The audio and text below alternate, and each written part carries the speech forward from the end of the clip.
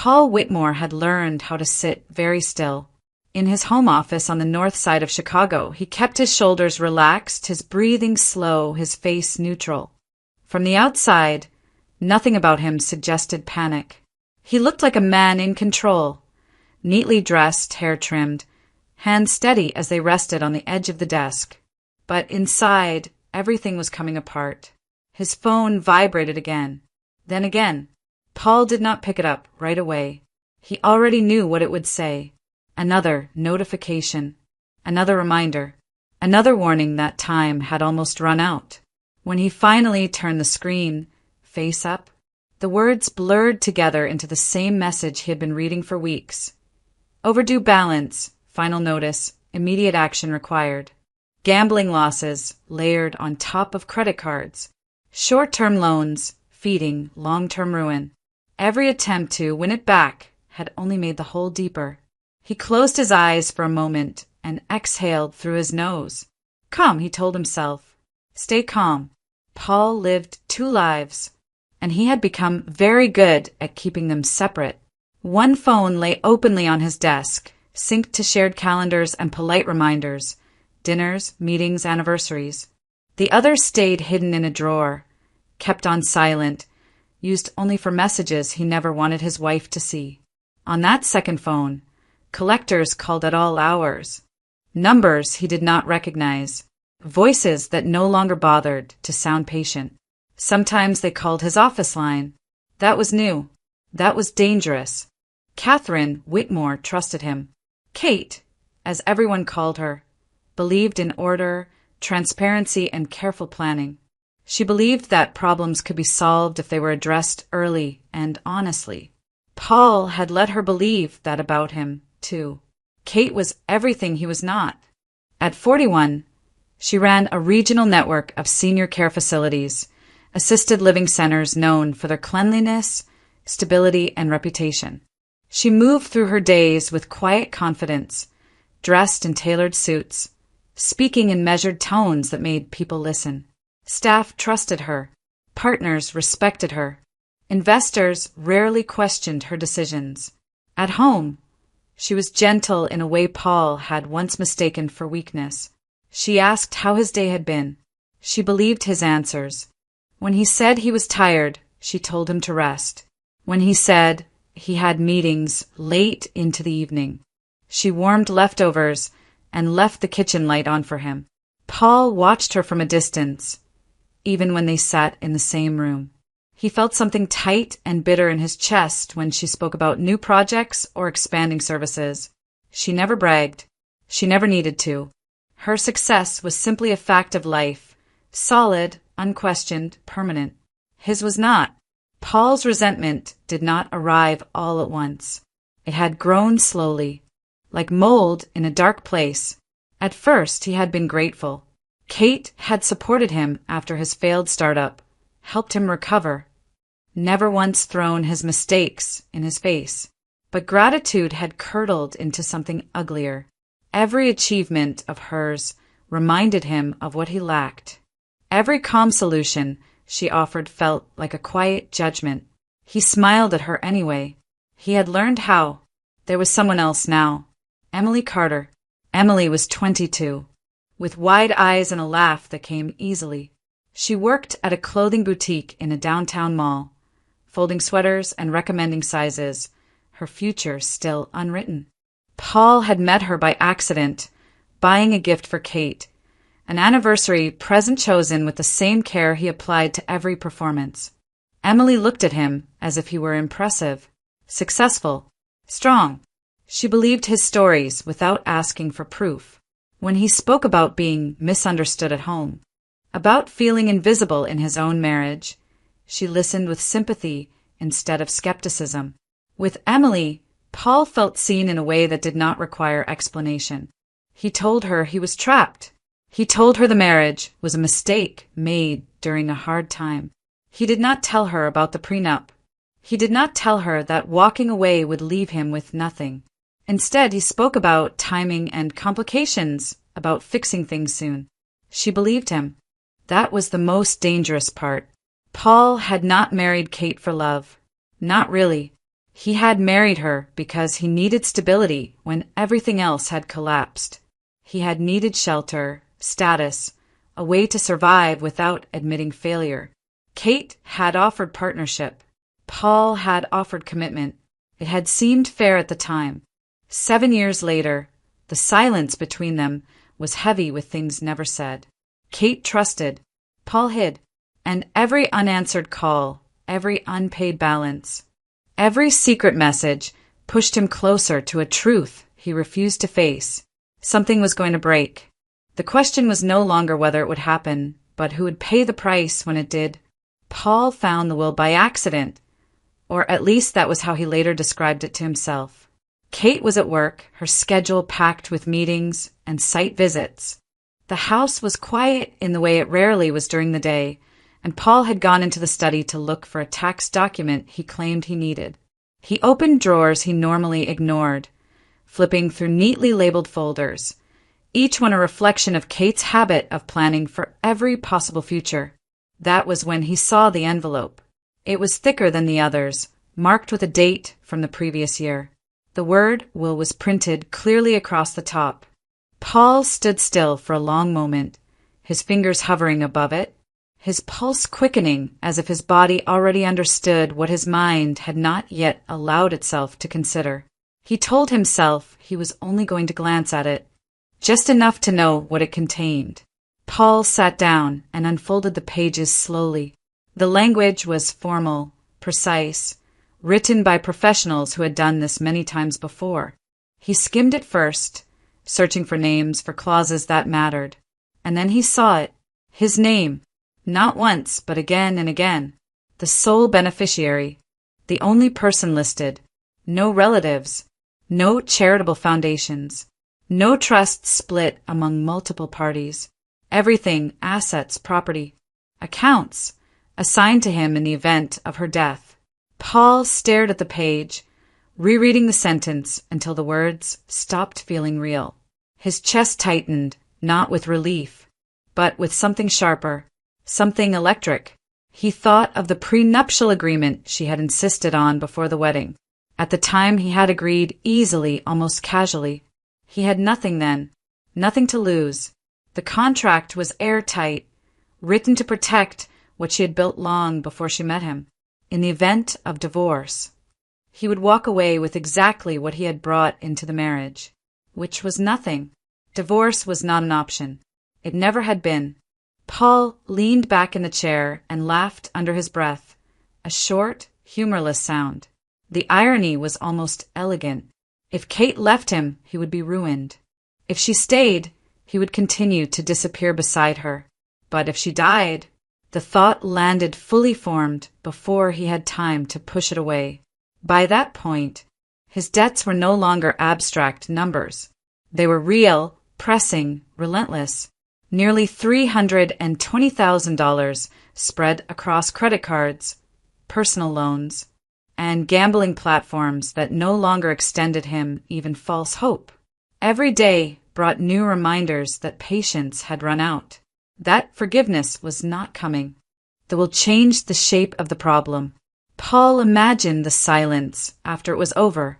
No more buzzing phone, no more collectors, no more lying awake at night calculating payments he could never make. He imagined transferring balances to zero, closing accounts, watching red numbers vanish from his screen. He imagined Emily in a different life, not waiting for stolen hours and vague promises, but standing beside him openly, a downtown apartment, a business of her own, a future he could finally control.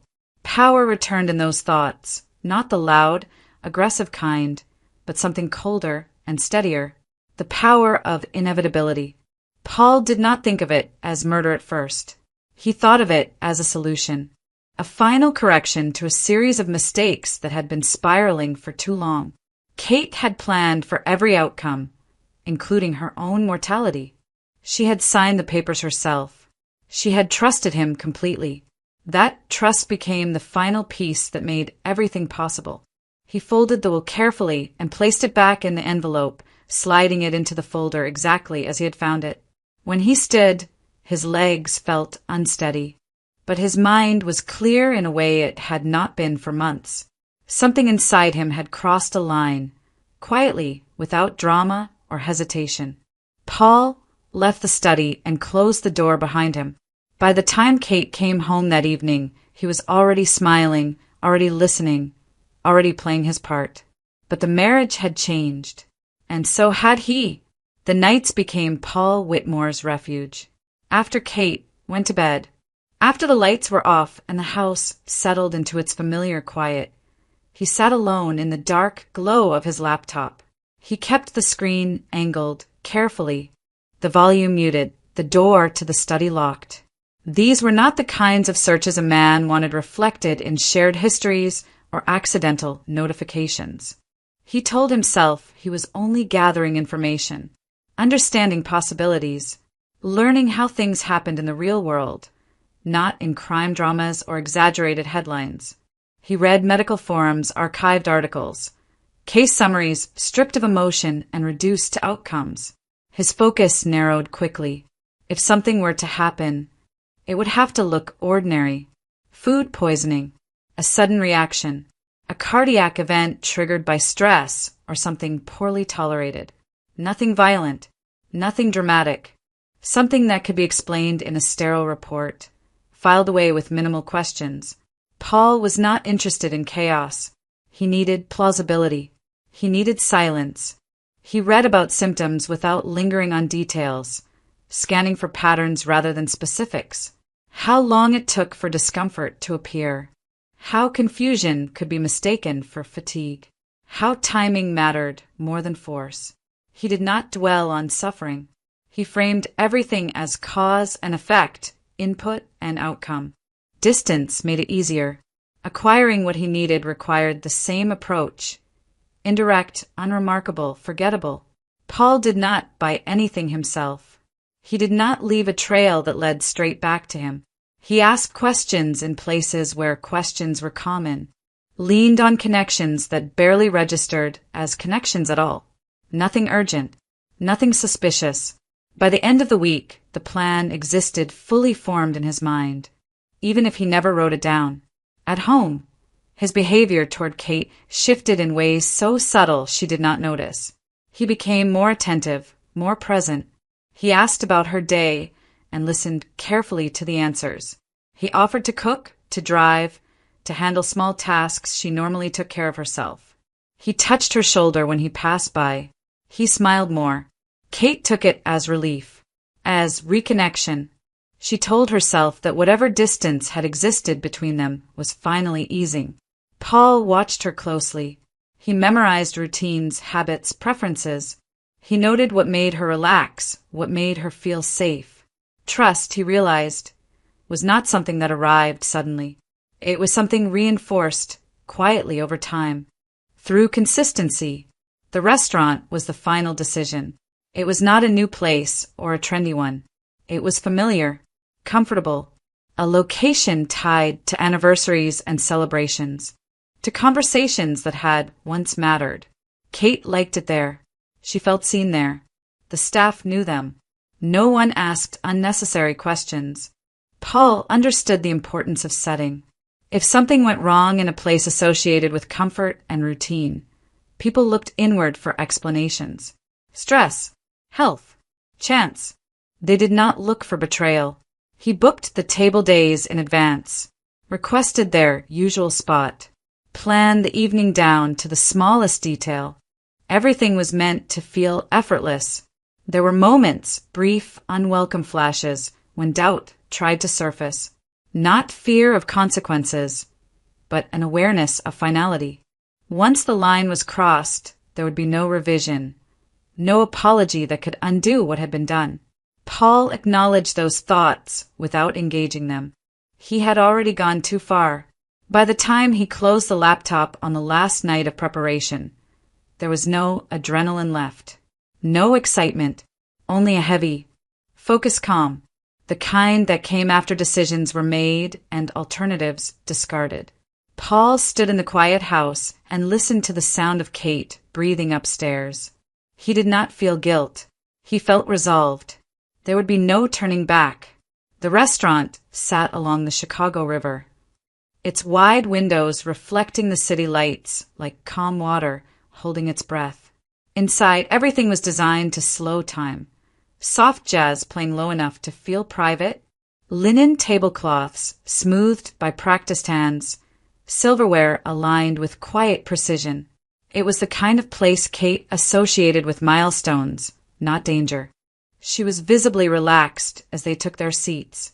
Her shoulders lowered, her smile came easily, and for the first time in weeks, she spoke without glancing at her phone. The view pleased her. The familiarity pleased her more. "I'm glad we did this," she said, reaching for Paul's hand across the table. "It feels like us again." Paul smiled back, warm and unhurried. He had practiced this version of himself. He knew when to nod, when to ask questions, when to let her talk. He ordered confidently, joked lightly with the server, commented on the wine selection as if nothing in the world weighed on him. Inside, he counted minutes. Kate talked about work, an upcoming inspection, a staffing issue she had finally resolved, a facility expansion she was excited about. Paul listened closely, responding in the right places, careful not to interrupt the rhythm of her voice. He noticed how comfortable she looked here, how easily the tension seemed to leave her body. Trust, he thought, was a fragile thing, but tonight it was intact. When Kate excused herself to step away from the table, Paul did not rush. He waited until she disappeared into the direction of the restrooms, then glanced around casually. Nearby tables were absorbed in their own conversations. The server was occupied across the room. He reached into his jacket pocket and withdrew a small container. His movements were precise, practiced. He tilted Kate's wine glass just enough, poured, then swirled the liquid gently so nothing appeared out of place. It took seconds. By the time he set the glass back down, his hands were steady. When Kate returned, she noticed nothing unusual. They raised their glasses. She smiled, took a sip, and continued speaking. Paul watched her carefully, noting each movement, each expression. He waited. Dinner passed smoothly. Plates were cleared. Dessert arrived and went mostly untouched. Kate finished her wine slowly, savoring it, unaware that the evening had already shifted beyond her control. At first, the change was subtle. She paused mid-sentence, pressing her fingers briefly to her temple. "I feel a little lightheaded," she said dismissively. "Probably just the wine." Paul leaned forward at once, concern softening his features. "Do you want some water?" She nodded, embarrassed more than worried. He flagged the server, thanked them politely, apologized for the inconvenience. Everything looked normal, but the feeling did not pass. Kate's color faded slightly. Her words slowed. She pushed her plate away, appetite gone. When she stood, she swayed just enough for Paul to notice, and for no one else to question it. "Let's get some air," he suggested gently, already rising. "You've had a long week." Outside, the cool night breeze brushed against them. Kate drew a breath, hoping it would help, but instead she frowned, her hand tightening around Paul's arm. "Something's not right," she murmured. Paul wrapped an arm around her shoulders, guiding her carefully toward the car. "It's okay. I've got you. We'll go to the hospital and get you checked out." His voice was calm, reassuring. Anyone watching would have seen a devoted husband responding quickly, responsibly. Paul paid the bill without hesitation, thanked the staff, waved off concern with practiced ease. In the car, Kate leaned back against the seat, breathing unevenly. Her eyes fluttered, closed for a moment before opening again, unfocused. "I'm sorry," she whispered. "I don't know why this is happening." Paul reached over and squeezed her hand. "Don't worry about anything. Just stay with me." He pulled away from the curb, merging into traffic as the city lights slipped past. To Kate, everything felt disjointed, unreal. To Paul, the night unfolded exactly as planned. The river disappeared behind them, and with it, the last place Kate had felt completely safe, The city thinned behind them as Paul drove north, the glow of streetlights giving way to darker stretches of road. At first, Kate assumed it was a shortcut, an unfamiliar route chosen to avoid traffic. She leaned back against the seat, trying to steady her breathing, trying to convince herself that the nausea and dizziness would pass if she stayed calm. But the lights kept disappearing. Her vision blurred at the edges. The rhythm of the car felt wrong, too smooth, too deliberate. She turned her head toward Paul, trying to focus on his profile, on something familiar. His expression was composed, eyes fixed on the road, hands steady on the wheel. "Paul," she said quietly, "where are we going?" He did not answer right away. The road narrowed, trees closing in on either side. The hum of the tires grew louder in the absence of traffic. Kate's stomach clenched with a sudden, unmistakable sense of fear. "This doesn't feel like the way to the hospital," she said, her voice unsteady now. She reached for the door handle, then stopped, confused by her own hesitation. Her fingers felt slow, uncooperative. Paul exhaled, almost gently, and eased the car onto the shoulder. He shifted into park and turned off the engine.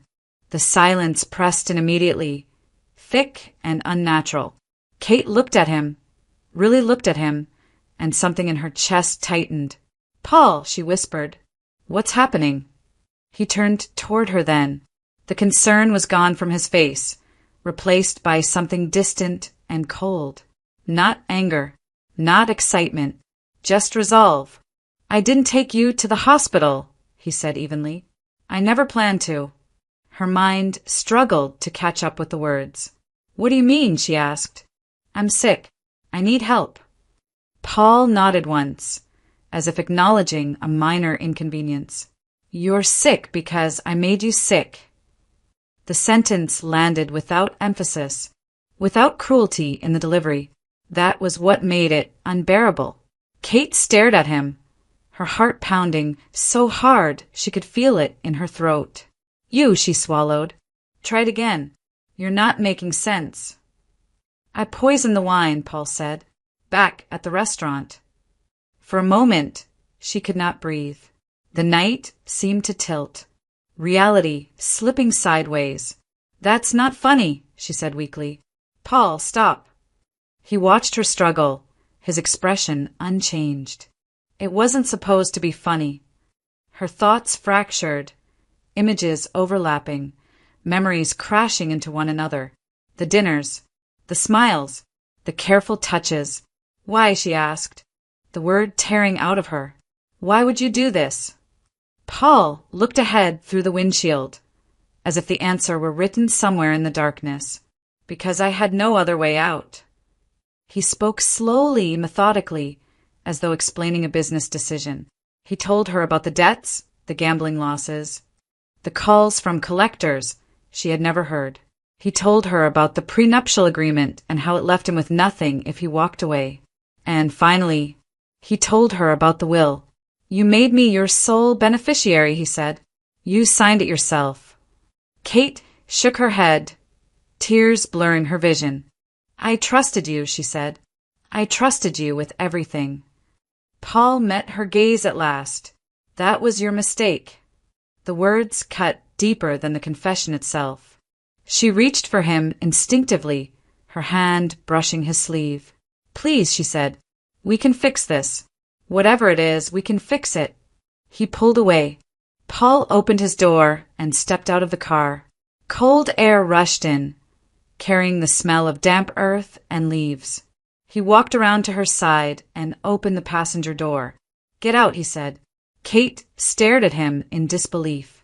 "I can't," she whispered. "I can barely stand." "That's not my problem anymore." She tried to unbuckle her seatbelt, her fingers fumbling. When she moved to stand, her legs gave out beneath her. Paul caught her wrist, not to help but to pull her free. She collapsed onto the gravel shoulder, the impact driving the breath from her lungs. The ground was cold and wet beneath her hands. She gasped, trying to push herself upright, but her body refused to cooperate.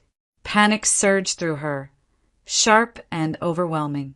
"Paul," she begged, her voice breaking. "Don't leave me here. I'll die."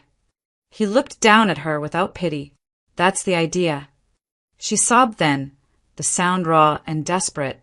"I loved you," she said. "I gave you everything." Paul crouched briefly, close enough for her to see the contempt in his eyes. "You gave me everything except control," he said, "and I was tired of living in your shadow." He stood, brushing imaginary dust from his jacket. "You were convenient," he added. "Nothing more." Those final words stripped her of something essential, not just dignity, but the last illusion that any of this had been a misunderstanding. Paul closed the car door, the sound sharp in the quiet night. He started the engine, the headlights flaring briefly before turning away. Kate watched from the ground as the car pulled back onto the road, its taillights shrinking until they disappeared entirely. The darkness rushed in to take their place. Kate lay alone on the roadside, the pain inside her body intensifying with every shallow breath. The man she had trusted for 7 years was gone, and with him, the life she thought she understood. What remained was the cold, the silence, and the terrifying certainty that she had been left there to die. Kate lay where Paul had left her, the night pressing down from all sides. The road was empty, a narrow ribbon of asphalt cutting through trees that swayed faintly in the wind. Moisture soaked into her clothes from the ground beneath her, the cold seeping through fabric and skin until it felt as though it were settling inside her bones. Her body no longer obeyed her. Each breath came shallow and uneven, scraping through her chest like broken glass. The pain in her abdomen had grown sharp and consuming, radiating outward in waves that made her vision dim. Her hands trembled as she tried to push herself upright, but her arms collapsed beneath her weight. The effort left her gasping, her heart racing erratically. "This cannot be happening," she thought, the idea looping uselessly in her mind. "This is my husband. This is my life." Memories surfaced without order. Board meetings, shared dinners. Mornings spent planning expansion strategies for her senior care facilities. The calm competence she had built her life on felt distant now, unreal, as though it belonged to someone else entirely. She tasted bile and fear. Tears slid down her temples into the dirt. Not loud, not dramatic, just silent, exhausted grief. She had trusted Paul completely. 7 years of quiet compromise, of believing stability meant safety. Now that belief was unraveling, thread by thread in the dark. Her chest tightened suddenly, breath hitching as a new wave of dizziness rolled through her. The edges of the world blurred. She wondered, briefly, how long it would take before someone found her, if anyone ever would. The thought that her life might end here, unnamed and unnoticed, terrified her more than the pain itself. Kate forced her eyes open again, and then she saw the light. At first, it was faint, just a distant glow cutting through the darkness. She thought it might be a hallucination, her mind grasping for comfort as her body shut down. But the sound followed, the low, steady hum of an engine approaching. A car, summoning the last of her strength. Kate lifted one arm. It shook violently, barely rising above the ground, but she held it there, fingers weakly splayed.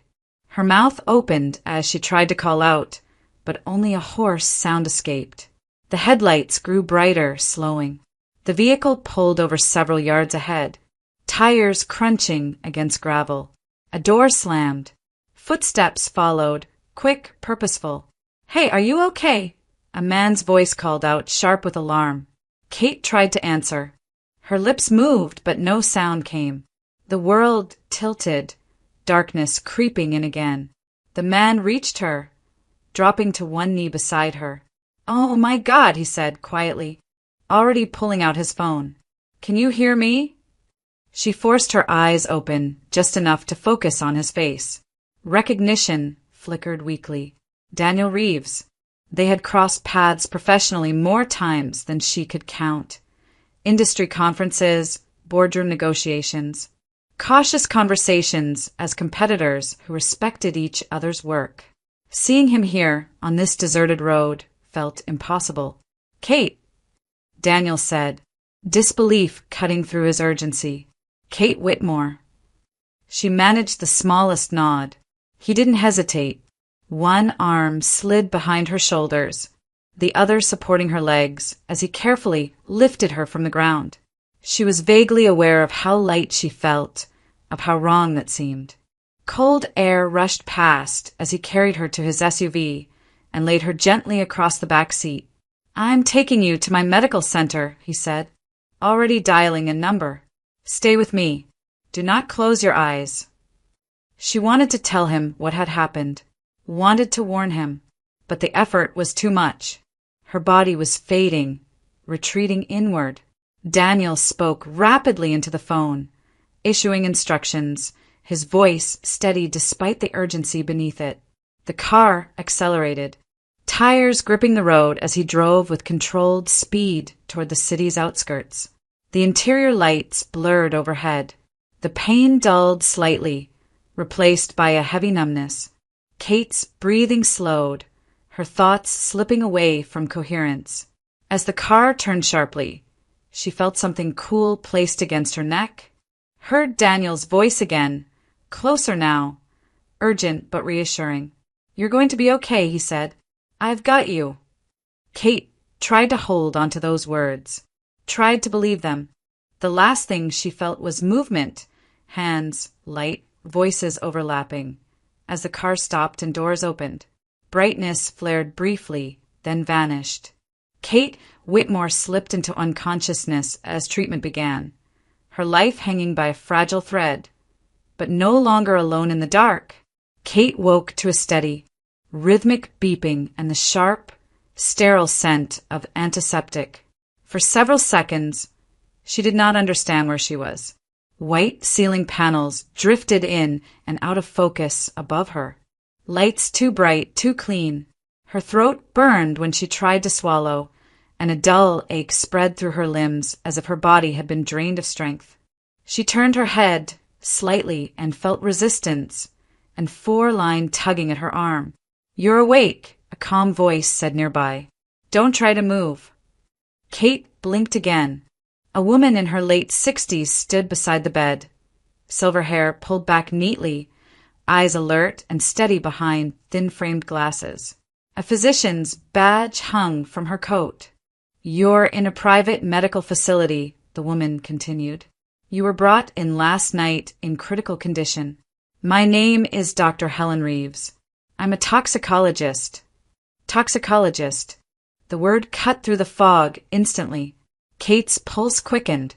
Memories rushed back with brutal clarity. The restaurant, the wine, the road, Paul's voice in the dark. Her breath caught, panic rising. "You're safe," Dr. Reeves said firmly, reading the change in her expression. "The toxin was identified and neutralized in time. You were very lucky. What was it?" Kate asked, her voice hoarse. Dr. Reeves did not soften the truth. An organophosphate compound, agricultural grade, colorless, fast-acting. In the dosage you were given, it would have been fatal within the hour without treatment. Kate closed her eyes. There was no room left for doubt, no space for denial. Moments later, Daniel appeared at the doorway. He stepped in quietly, his expression serious but controlled. Relief flickered briefly across his face when he saw her awake. "She's stable," Dr. Reeves said, "but she needs rest, and no outside contact." Daniel nodded. "Thank you." When they were alone, Kate turned her head toward him. "He did this," she said softly. "My husband." Daniel did not interrupt.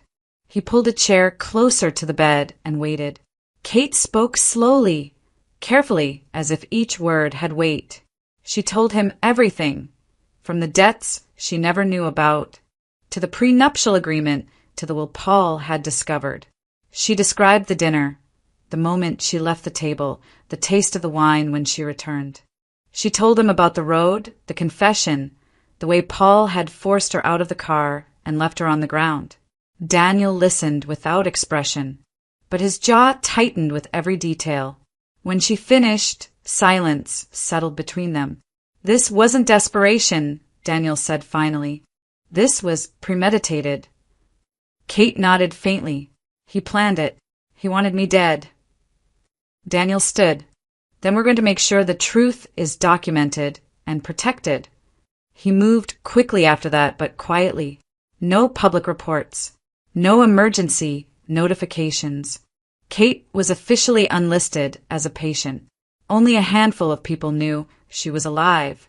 By the next afternoon, Daniel had contacted Detective Laura Simmons. Simmons arrived without uniform, wearing a neutral blazer and carrying a thin leather folder. She introduced herself with a firm handshake and direct eye contact. There was nothing dramatic about her, just focus, discipline, and the unmistakable presence of someone who followed facts wherever they led. "This is attempted homicide," Simmons said after reviewing the preliminary toxicology report, "and the medical evidence alone is strong. But we need corroboration." "You'll have it," Daniel replied. Over the next 48 hours, the picture sharpened.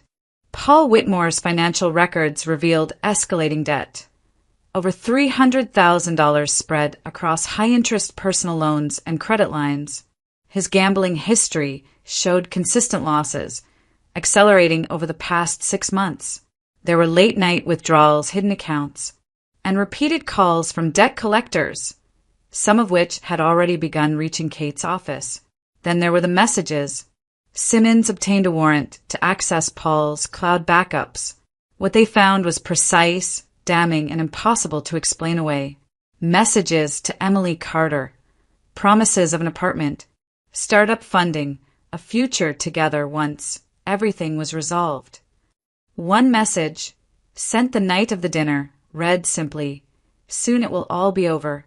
We'll start our life the right way." Motive was no longer a theory. It was documented. The final piece came from the restaurant. Security footage was requested formally, then quietly reviewed. The timestamp told the story with brutal efficiency. Kate stood and walked out of frame. Paul remained seated. He glanced around once, reached into his jacket, and poured the contents of a small vial into her wine glass. The entire act took less than 10 seconds. Detective Simmons paused the video. "That's it," she said. "That's the moment." Control shifted in that room. Kate lay back against the pillows, exhausted but lucid, listening as Daniel and Simmons discussed next steps. For the first time since the night on the road, fear loosened its grip. The evidence was speaking now, and it was telling the truth she had barely survived to tell herself. Emily Carter learned the truth in pieces. It began with a knock at her mother's apartment. Soft, deliberate, impossible to ignore. Emily's mother answered the door to find a woman who introduced herself calmly, professionally. Detective Laura Simmons. No uniform, no raised voice, just a request to talk. They sat at the small kitchen table, the air heavy before a single word of substance was spoken. "This concerns Paul Whitmore," Simmons said. Emily's mother stiffened. She had never liked Paul, had never trusted the stories, the delays, the careful way he avoided details. She had warned her daughter more than once. Now, listening to the detective outline the facts, Paul's marriage, the poisoning the woman left to die by the roadside, her face drained of color. "She's alive," Simmons said, "and we're building a case." Emily heard the truth later that night, sitting on the edge of her bed while her mother spoke in a voice that shook despite her effort to stay steady. At first, Emily refused to believe it. She cried, shook her head, insisted there had to be a mistake. Paul loved her. He promised her a future. He said his marriage was empty of formality. Then her mother showed her the name, Catherine Whitmore, and the rest followed, slowly, brutally. The will, the debts, the poison. Emily broke down. The realization didn't come as anger at first, but horror. The promises Paul had made, an apartment, seed money for a cafe, a life together, had all been built on the assumption that another woman would be dead. Because of him. Because of what he wanted. Because of what he had told her. "I didn't know," Emily said through tears. "I swear I didn't know." Detective Simmons believed her. The messages supported it. There was no indication Emily had known about the plan or encouraged it. She had been used. Carefully, deliberately. And now she was ready to help. Emily handed over her phone without hesitation. Every message, every voice note, every promise Paul had ever written. She signed a statement and agreed to testify if needed. By the time she left the precinct that night, she looked smaller somehow, older, stripped of illusion. The trap tightened quietly, while Emily cooperated. Simmons finalized retrieval of the restaurant's surveillance footage. The image quality was clear, the timestamp indisputable, Paul's movements unmistakable, the vial, the wine, the calm efficiency, no room for reinterpretation. With the evidence secured, the next phase began, not with force but with patience. Paul Whitmore received the first call on a gray Tuesday morning. The voice on the line was professional, subdued. A police department representative informing him that a woman's body had been found on a secluded road outside the city. Identification matched Catherine Whitmore, his wife. Paul paused just long enough to seem appropriately shaken. I've been looking for her," he said, voice unsteady in all the right ways. "She got sick after dinner. I tried to take her to the hospital. She stepped out of the car for air and never came back." The explanation fit neatly into the story he had rehearsed. The officer offered condolences and requested that Paul come in later that week for formal identification. Paul agreed immediately. When the call ended, he sat down slowly, heart racing, not with fear but relief. The plan had worked. The police had found her. The timeline made sense. The poison had done its job. He sent a message to Emily minutes later. "It's over. She's gone. I'm so tired, but soon we'll be free." Emily did not respond. Paul barely noticed. The second call came the following day, this time from a private banking institution. The tone was courteous, respectful. "We're calling regarding the estate of Catherine Whitmore," the representative said. "As the named beneficiary, we'd like to invite you in for a consultation to discuss next steps." Paul felt the tension leave his shoulders completely. This was it. The final confirmation that everything he had risked, everything he had destroyed had paid off. He scheduled the meeting for the next afternoon, chose his suit carefully, even practiced a subdued expression in the mirror. Grief controlled, devastation believable.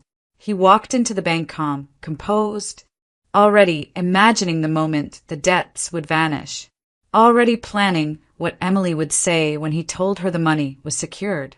What Paul did not know, what he could not see from inside his certainty, was that every step he took was being watched. The evidence was locked in place, the witnesses aligned. The story he believed had ended was only waiting for its final chapter, and it would begin the moment he walked through the next door. Paul Whitmore arrived at the bank 15 minutes early. He sat alone in the quiet lobby, hands folded, posture composed.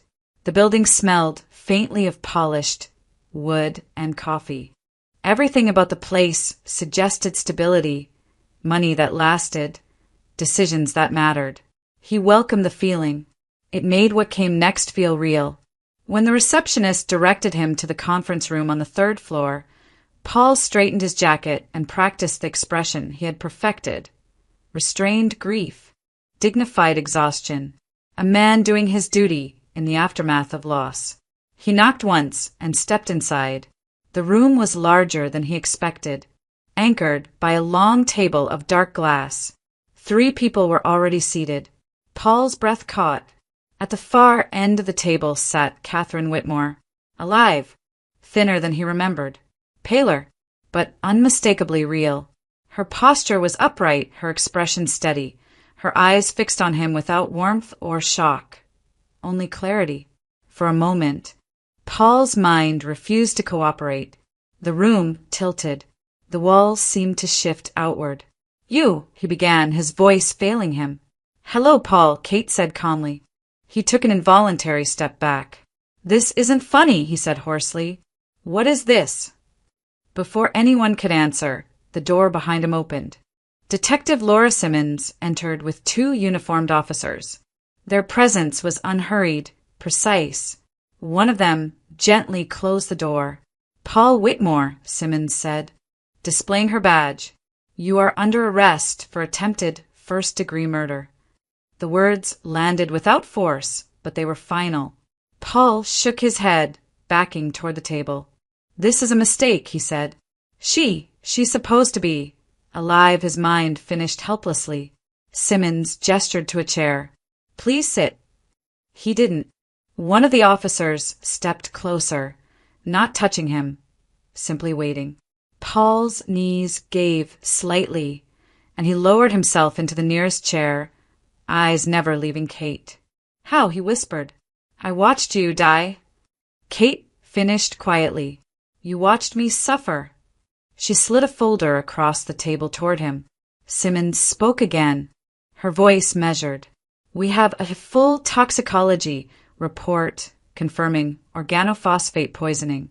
We have surveillance footage from the restaurant clearly showing you administering the substance into your wife's wine. We have your financial records, over $300,000 in debt, sustained gambling losses. We have your messages to Emily Carter promising her a life funded by Catherine Whitmore's death. And we have the will." She paused. "You were thorough," Simmons said. "Not careful." Paul stared at the folder without opening it. His hands trembled faintly. Kate rose then, standing across from him. She placed a second set of papers on the table, separate from the evidence. "These are divorce papers," she said. "Filed and approved for immediate separation based on criminal endangerment and fraud." Paul looked up at her, eyes wild. "Kate, please," he said. "I wasn't thinking. The debts," I panicked. "I never meant—" "You studied toxins for a week," she said evenly. "You chose the restaurant. You waited until I trusted you enough to drink." Her voice did not shake. "There is nothing accidental about what you did." The officers moved and then. Metal cuffs closed around Paul's wrists with a soft, definitive click. He did not resist. He could not seem to move at all. As they guided him toward the door, he turned once more, desperate. "You loved me," he said. Kate met his gaze for the last time. "The man I loved never existed." Paul was led away without struggle. The courtroom months later was quiet. No shouting, no dramatic gestures. The evidence was presented cleanly, chronologically, without embellishment. The jury listened. The judge asked questions. Paul's attorney argued technicalities that could not undo facts. When the verdict came, it felt inevitable. Guilty. The sentence followed shortly after. 22 years in federal prison. Paul stood as it was read, his face hollow, the future collapsing inward on itself. He did not look at Kate. Kate did not look at him. She left the courthouse alone, stepping into daylight that felt different from the day she had entered. Lighter, sharper, real. Justice had arrived without spectacle. And for the first time since the night on the road, Kate Whitmore felt the weight finally lift from her chest. The world did not reset itself after the sentence was handed down. Paul Whitmore disappeared into the system, quietly. No statements, no appeals that changed the outcome. 22 years became a fixed reality, measured not in headlines, but in locked doors and numbered days. His name faded from conversations. For most people, the story ended there. For Kate, it did not. Recovery came in layers. Her body healed first, slowly, deliberately. The toxin left no permanent damage, but exhaustion lingered, a reminder of how close she had come to disappearing. She learned to listen to her limits, to stop when her hands trembled, to rest without apology. Strength, she realized, was not the absence of vulnerability. It was knowing when to protect it. Work followed. Kate returned to her senior care network cautiously, choosing presence over pressure. Her colleagues did not ask invasive questions. They did not need to. The facts were public, but the details belonged to her. She restructured her schedule, delegated more, trusted her leadership team in ways she never had before. The business did not suffer. It steadied. So did she. Emily Carter left the city within a month of the trial. She sent one letter, brief, handwritten, sincere, an apology without excuses, a promise to never repeat the same blindness. Kate read it once, then filed it away. Forgiveness, she understood now, did not require closeness. Sometimes it required distance. Daniel Reeves remained, not as a rescuer, not as a presence that demanded explanation. He checked in without intruding, walked beside her without leading. Their conversations stayed grounded in the ordinary.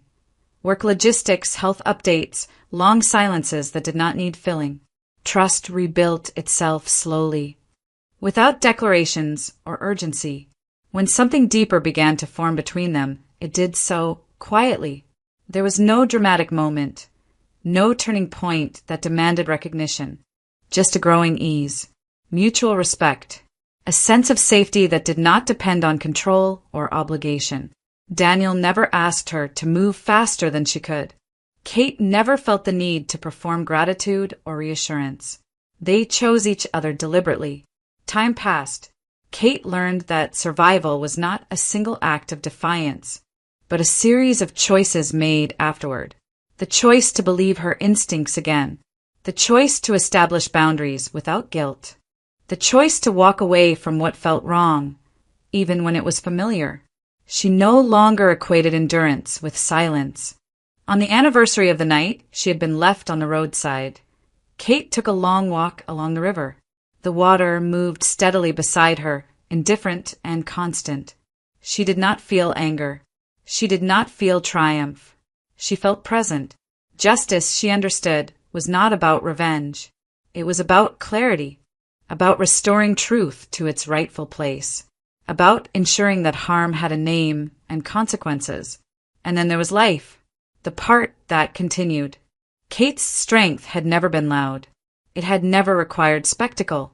It lived in her refusal to disappear, in her willingness to rebuild rather than harden, in her decision to choose life not as an act of defiance, but as an affirmation of worth. Some wounds do not make noise when they heal. They simply stop bleeding. As this story ends, its meaning does not belong only to Kate.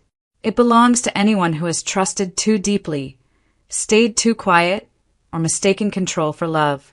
It belongs to those who learned, sometimes painfully, that survival is not weakness and boundaries are not cruelty. If this story stirred something in you, take a moment to reflect. What does trust mean in your life? Where have you learned resilience the hard way? And what would choosing yourself look like right now? Share your thoughts below. Your voice matters more than you think.